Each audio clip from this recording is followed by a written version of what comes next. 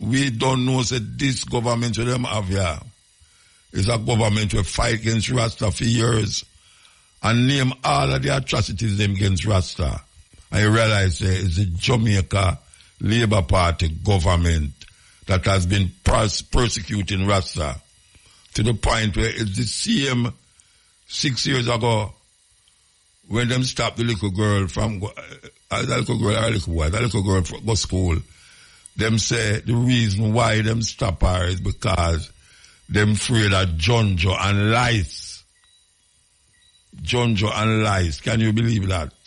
Blessed love viewers and subscribers who are gone. Hope you are doing good. Hope you are doing great. Now my people, we're there again for the Soul Chat TV with another Mutabaruka content, and this one is the latest cutting edge as of Wednesday, July the 17th, the latest my people. And in this one, Mutabaruka is lashing out on the discrimination of Rastafari. It get really serious my people, and very interested because it seems like Rasta is the only person in Jamaica that the system primarily focus on try to beat down and sink under the ground my people.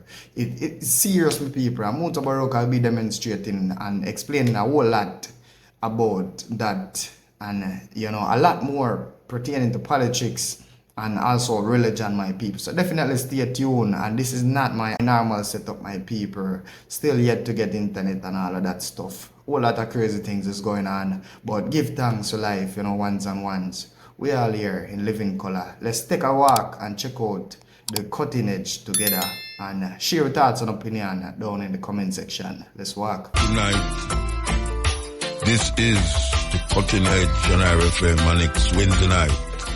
Warm, very warm. Yeah, man, we get some enough rain yesterday. Sweet music can't done, man. Sweet music can't done. It's dead forever. All when the artist gone, the music them still there. Give thanks for science and technology. This is the cutting edge. We're going to go forward and take a break and come forward. Break time. Yes, we're there with you. Things getting all over. You see, this weekend is this week, as a matter of fact, is the Sumfest week.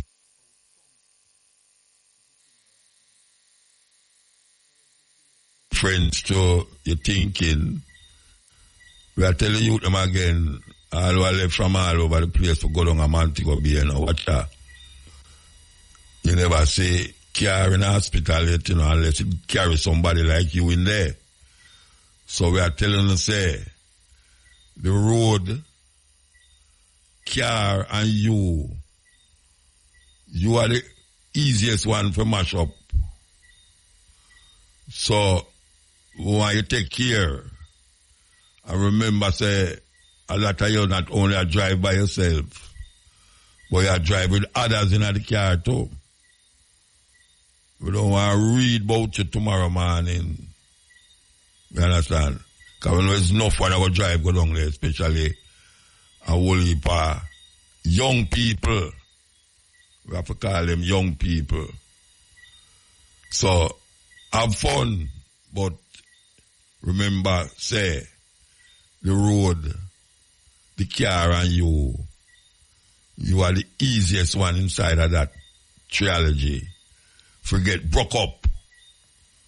So we just tell you that. Roger Asphalt. Yes, we're there with you. So, you know, we usually play some clips for the people them, and it seems like it find favor in the hearts of the people them. You know, some people I say, Muta, a long time, you know, you play certain clips, you know. We not even clip them there, them things so long, but we always are showing to say, you see, them days we could have taken the chance to play all one clip for all, or 1 1/2 of them really, but nowadays we realize that the people them listening span short. Yeah, they don't really want to hear a long thing. Even though them want to hear it, you know, but them mind not give them you know long thing. I better them hear music. But you have certain clips where we feel like we should have playback. And we're going to play one of them now, named The Black Death for those of you who know about European history, know say this is the worst catastrophe ever happened in the history of humankind. You know matter about African disease and them something there. Well, I want you to listen to this. It's a very serious clip. I'm going to play the short version. I'm going to play the short version. So I want you to listen to this. The Black Death, the greatest conspiracy or catastrophe ever. Listen.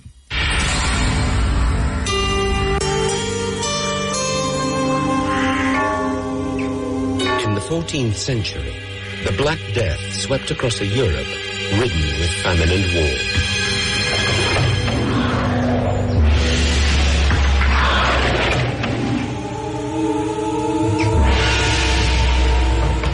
In just 2 years, this terrible plague was to claim over 20 million lives. Medieval man's struggle against a mysterious disease would alter the course of European history and prove a devastating turning point.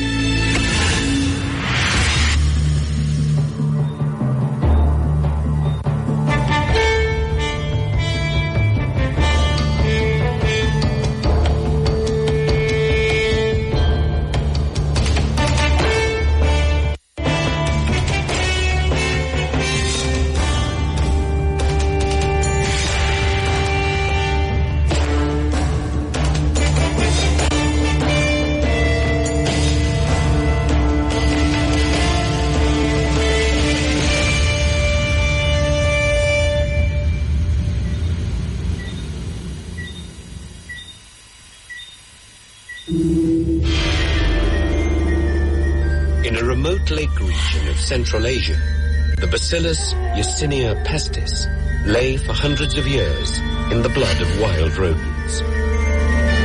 Then, in 1338, a drought or an earthquake violently disturbed the balance of nature. Driven from its natural habitat, the bacillus began a deadly exodus.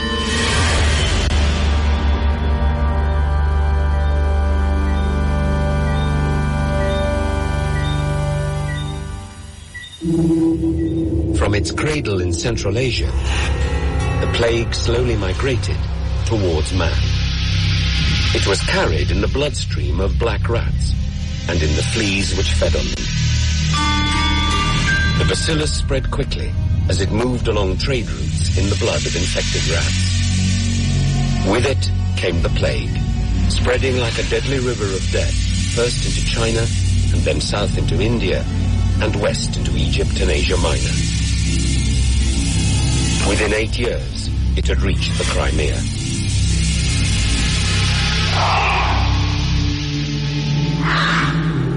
Rumors of a terrible plague raging in the east began to circulate through the Mediterranean seaports. But no one thought this disease would strike Europe.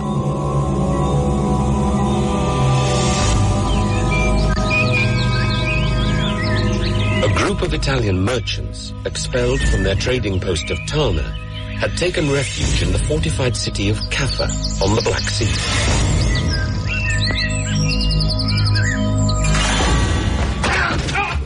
Tensions between the Christian merchants from Italy and the local Muslim residents erupted in a street brawl. A minor skirmish soon became a war. The Muslims sought help from their local Mongol prince to lay siege to the Italians inside the walls of Kaffa. The siege was almost a year old when the plague erupted amongst the Mongol army. So many soldiers died that they were forced to call off the siege.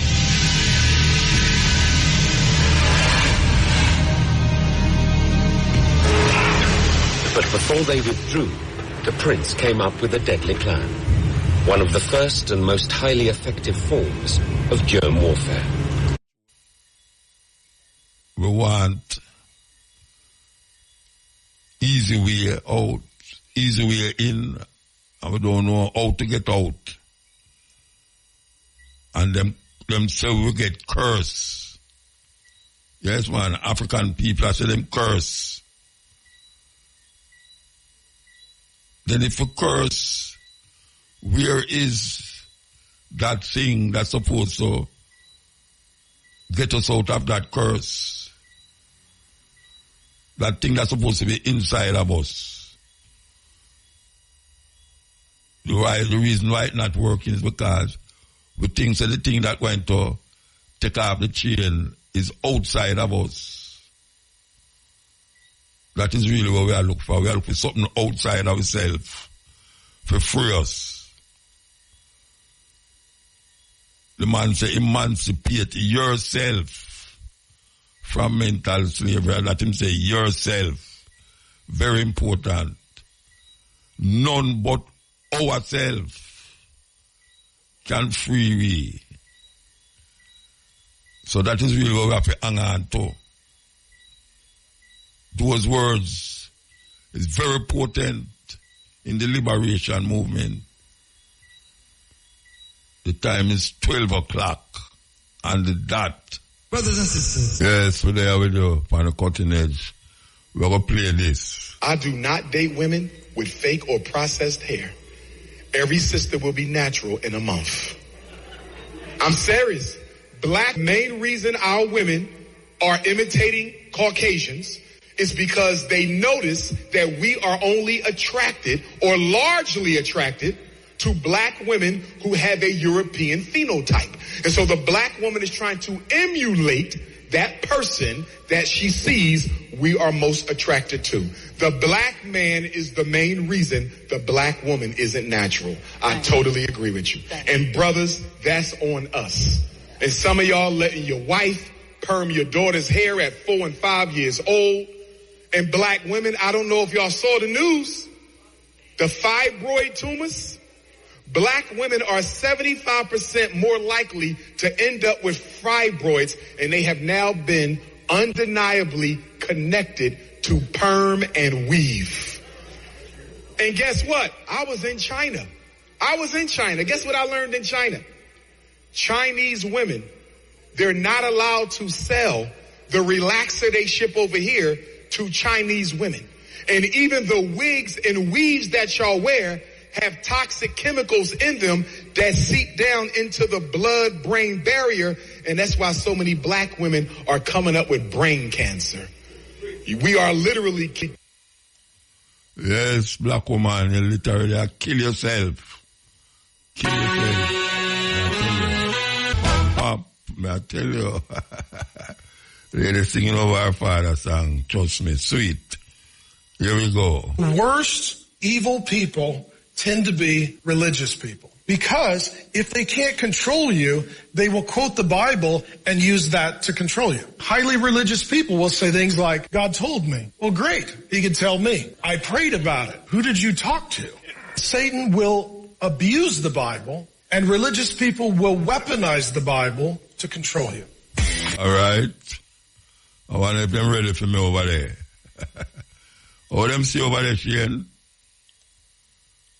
I don't hear nobody. Them not, all right. Look like them ready. Yes, Shamara. Oh, I'm not sure if you are hearing me, but... I am hearing you. All right, so that means we are ready. Tamara Preston in Montego Bay, you start about the sound clash. All right. Well, I tell you, dynamic. If they everywhere, man. But him always, him never do good on the boat the other day. It was a slaughter for him, but him come forward and go on nice for Rebel Salute. So, why you up dynamics, you know? Okay. Back to Stepping Razor. Rihanna we are playing. Here we go. What does school teach you about money? Nothing. And that's not a mistake. That's not an accident. The way to keep the poor and middle class working hard is never teach them what the rich know. What the rich teach their kids about money, the poor and middle class do not. If you read Rich Dad, Poor Dad, Rich Dad's lesson number 1, the rich don't work for money. Don't you touch that stuff. If I pay you, you think like an employee. Your brain will change. If you learn never to work for money, you'll be a rich man. The people that are being screwed today are the poor middle class because they work for money. You know, the banker press, they're not working for money. They have money working for them. Yeah. Very big difference in mentality here. What is financial education? It's not get a job, work hard, save money, and invest in a well-diversified portfolio of stocks, bonds, mutual funds, and ETFs. That's not it. The financial industry is two things: debt and taxes. Debt and taxes. And we still tell kids to go to school, get a job, work hard, save money, and get out of debt. Now, who tells them to do that? That's the most ridiculous thing there is. The book starts and it says, lie number 1, saving money will make you rich. Yeah, it never will. You know that. All taught that as kids. Yeah, because they can print it. Why would you save it and why would you work for it if they can print it as faster than you can work for it? And number 2 is they keep dropping the interest rates on it. You know, Japan still has zero interest rate policy. And the Japanese are the biggest savers in the world. And I'm Japanese, I'm 4th generation. They're not too bright. Right. Why do you keep saving when they're printing it? You know, and when I'm in Japan, that's what I mean by fear. They're so afraid because the Japanese, good culture, but they do as they're told. Right. It's very conformist. Very conformist. Very conformist. So they just do as they're told, and then they just save money, and their government, this guy Abenomics, is just printing trillions of it and buying ETFs with it, and they don't know what to do. They're afraid they might make a mistake. They're good little students in school. Go to school, get a job, don't make mistakes. So what happens to the average person in a financial crash, they don't know what to do. And right now, as you know, for the middle class of the world, we're in a crash. The purchasing power of the yen, the euro, the rupiah, all going down. And people are working harder and harder and harder, and the central banks of the world are printing more money. And so if someone's listening to us that's stuck in that poor middle class trap and they hear it's their fear that ultimately is keeping them from that, that's a hard thing to hear, Robert.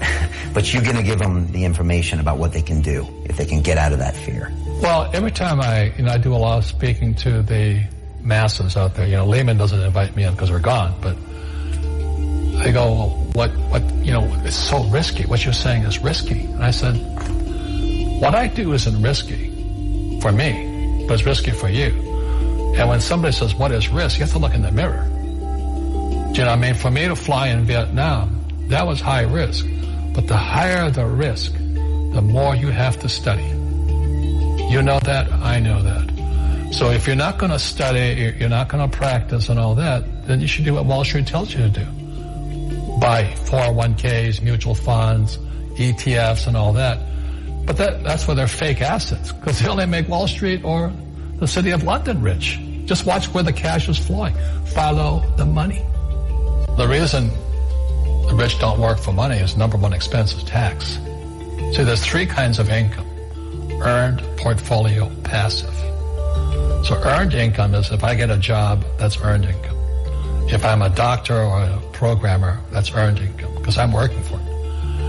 If I buy, let's say, Apple for $10 and I send it for $20, that's portfolio income, capital gains. Yeah. But passive income, which is cash flow, is never taxed. So it's not, so these guys are screaming right now in America, tax to rich. I said, good luck. Because most of the guys complaining, they don't know there's 3 kinds of income. And the rich don't have jobs anyway. They have assets. And so the average schmo out there, poor guy, sent the kid to school. They don't learn this.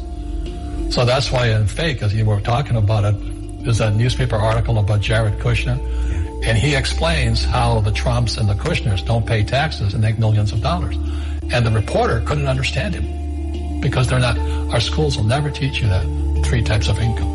And they judged him and say they're wrong and it's cheating. And we see that over and over again. Amazon not paying taxes. What do you say to people when they come up to you and say, Robert, it's not fair. It's not fair they're not paying taxes. Well, there's always 3 sides to a coin, heads, tails, and the edge.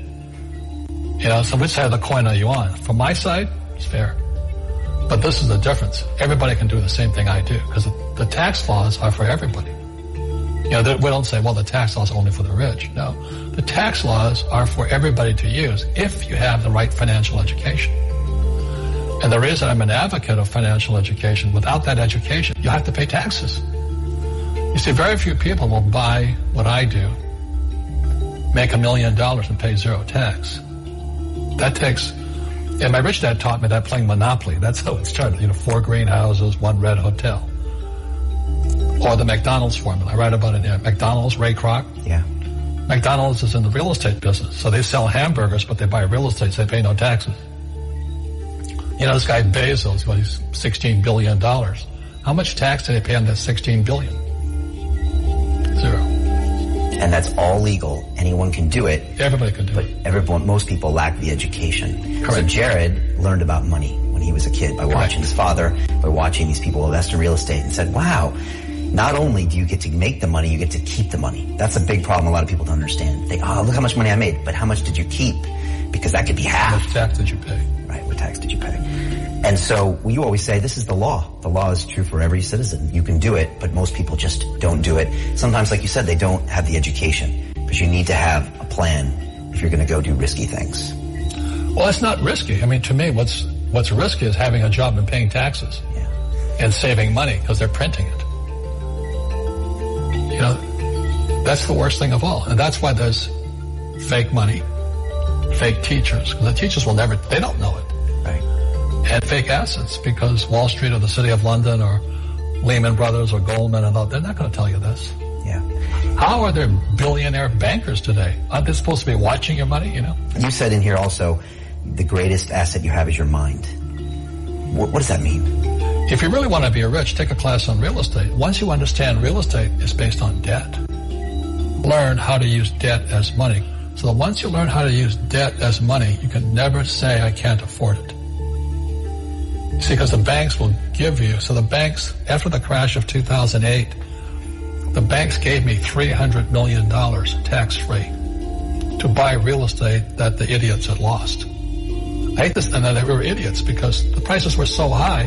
Why would you buy it at the top of a market? Don't you know that's going to crash? No. This is, that was the subprime, was the derivatives market, the MBSs and all that stuff.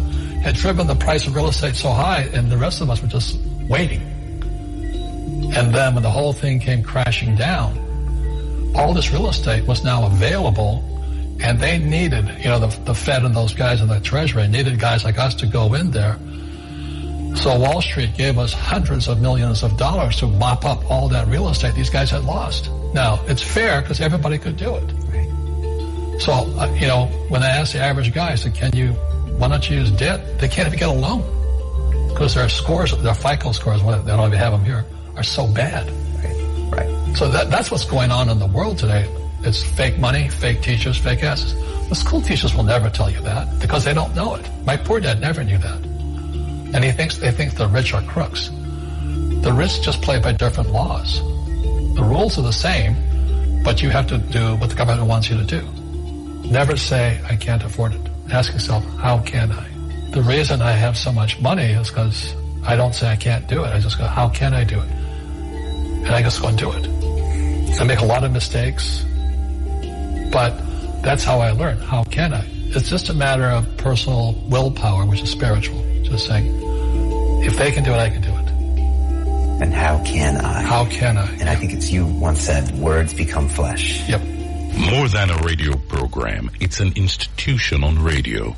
The Cutting Edge on IRI FM with Mutabaruka. These sisters, sweet honey in the rock. I tell you, man, see them perform is another thing. I think them come here one time, I think they were in a Emancipation Park. One time we have the opportunity to perform with them in Washington. Big concert, me and them in Washington there. And we actually do a rendition of one of my poems with them. I back me up with them body. When I say them body, means them a lick them chest, them a make sound with them voice. Anything we can make music on them body, them use it. Sweet Honey in the Rock.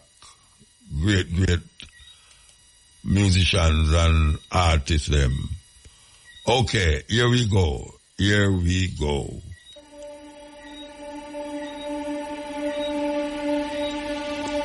I found that nothing in life is worthwhile unless you take risks. Nothing. Nelson Mandela said, there is no passion to be found playing small and settling for a life that's less than the one you're capable of living. Now, I'm sure in your experiences in school and applying to college and... that's Denzel Washington. Watch Denzel Washington. Great speech. Yeah, man. Young Wolf Unlimited. Great original music named Soulful Shot. Robbie Lynn put it in reggae style. Yeah, put it in reggae style. So here I know. Things get complicated as well, trust me. Very, very complicated. I don't know where I go on as well. I have to do this. Trust me. It's kind of weird. Alright. So, you know where I come forward there from 2 o'clock to 5:45 with the stepping razor. That is when we do a different thing. We want to talk about Trump and them whole heap of things where I go on without this. So, and we want to talk about this trial that just done where the government against the people and this lax and the sister where them never want to go to school. 6 years ago, I think it happened. Well, the case just done and the appeal court ruled against the government. Can you believe that? Them say it's unconstitutional for you prevent a person with locks to come to your school. But we don't know that this government that them have here is a government that fight against Rasta for years and name all of the atrocities them against Rasta. And you realize it's the Jamaica Labour Party government that has been persecuting Rasta to the point where it's the same 6 years ago when them stopped the little girl from the little girl from go school. Them say the reason why them stop her is because them afraid of Jonjo and lice. Jonjo and lice. Can you believe that? And the biggest part is that them say the parents never tell them say it's a Rasta religion them are defend. That means that what them are saying now, them are say if it was a Rasta religion, she could have come. But all you know say, if she was a Rasta and come to school with her locks, it wouldn't have Jonjo and lies. What kind of craziness argument is that? What kind of madness is that them talk about? So you can't come to school with your locks because Jonjo and lies is unhygienic. Yes, still them say, if you can't bring a paper your parents for sure say you have a religion, a certain religion, you can't come. You know, she said that no hold no water. That no hold no water at all. No water at all. So, yes, it's that thing with these people, them things that we don't know them. Some little Christian-minded, mostly female, mostly government people who are teaching people them from a certain Christian religion who are talk about Rasta, locks, can't come to school because Jonjo and lice. Me never have Jonjo and lice in my head yet. My people them never have Jonjo. As a matter of fact, one school where she did go, One bald youth come to school with lice. Bald come to school with lice. And then them a turn around and tell you about we can't go to them school because John lice going to take up the other people. Why, what I think we have to go through, Rasta? What I think Rasta have to go through? Hey, Rasta people, Rasta brethren and sisters, wanna stop going like say they love we, you know, they don't love we. Them no love we. If them could have a Jamaica without Rasta, them would have feel good, but I don't know where them would have do. And Rasta put Jamaica upon the map. Rasta put Jamaica upon the map. The biggest thing that come out of Jamaica is a cultural expression of Rastafari. Biggest thing. We hear about Bolt and all these people who come out of Jamaica. But Rastafari is the most known cultural expression that come out. Any Caribbean island you can mention, not only Jamaica. Any Caribbean island you can mention. Rasta is known. That is really what we must realize. So when we hear this government it out against locks in a school, the man them, the appeal court said, no, it can't work that way there. I want to get them full talk there. But that's unconstitutional, it's against the right of the people them. So them start to tell you all sort of thing. Them tell you all sort of thing. It make you get vexed more time, you know. Yeah, man, make you get vexed more time. If you know it's at Jamaica you're there. At Jamaica you're there. And you have to go to court. But defend your ear. Eh? Go defend your ear.